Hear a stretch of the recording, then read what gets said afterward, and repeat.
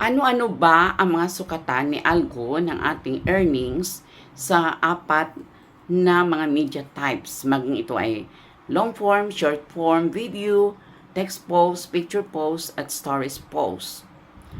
Ang batayan ba ay talagang engagement lamang dahil performance-based na tayo?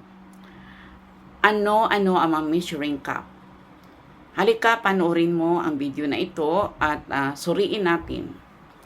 Upang magkaroon ng earnings, may apat na binigay si Algo sa atin na strategies or ito yung kanyang indicators na magkano ang earnings na ibigay niya sa atin. Tinatawag ito na possibilities and potentialities for earnings potential. Ang una ay ang content originality. Dapat ang ating content ay ang mukha natin ang maipakita kahit mayroon pa tayong mga kung ano-ano dyan, mga scars or anuman mayroon tayo sa ating mukha, ay iharap talaga natin yan sa ating audience. Kalakip ang sarili nating boses. Huwag tayong manguha sa ibang platform, so ibang sources tulad ng TikTok, YouTube at iba pa katulad ng mga pinalabas sa mga concert, mga program sa school o anong mga companies. It's either mga sayaw, mga abit o ano pa mga intermission number na kinuna natin ng video or picture, ginawa nating content. Hindi yan atin. That's not original. Ikalawa ay ang audience engagement. Sinusukat ito sa pamagitan ng likes, comments, reactions, kalakip na ang number of shares sa ating mga posts. Kung dumadami na ang ganito na mga clicks, ay nakatulong ito na magkaroon tayo ng earnings. Sunod ay, katatlo, tinatawag na trust. Tiwala. Nangahulugan ito na ang ating content, ang ating video ay may katotohanan, makakatotohanan. Hindi natin kinuha sa mga false information, scam and scammers. Kaya, mapagkatiwalaan tayo bilang isang content creator. Lahat ng sinasabi natin, mga details, mga data, whatever na mga sinasabi, binabanggit dito, lahat nito ay authentic. Walang halo na hindi totoo. Yan ang ibig sabihin ng trust. Ikaapat ay ang global reach. Nangulugan ito ng ating video ay already circulated, distributed in all parts of the world, either in Europe, parts of USA or other countries na katulad ng India, Bangladesh at iba pa na sa akin mayroon ako niyan mga viewers, Nigeria, Europe countries like Denmark, so on and so forth.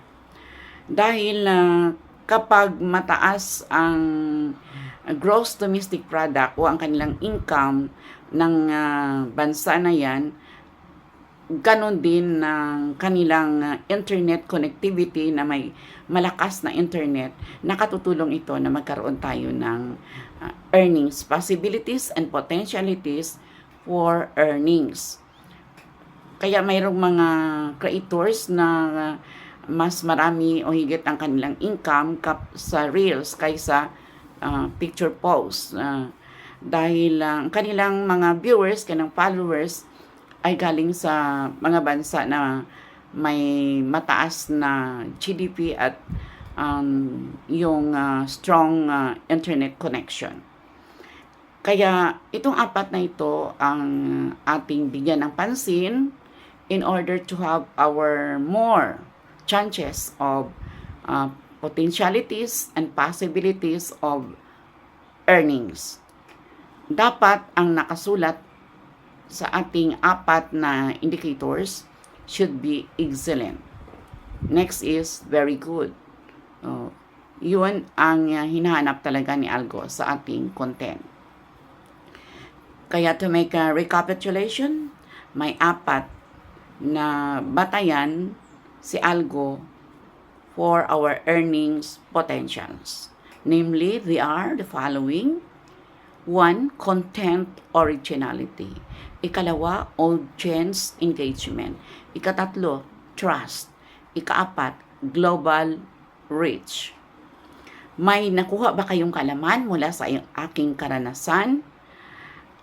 O mayroon kayong gustong i-comment, may dagdag, ibawas, aling bahagi ng video na ito ang nakatawag ng iyong pansin at bakit? Paki-comment na lang sa comment section. Pakibahagi rin sa ibang mga tao ang aking video na ito.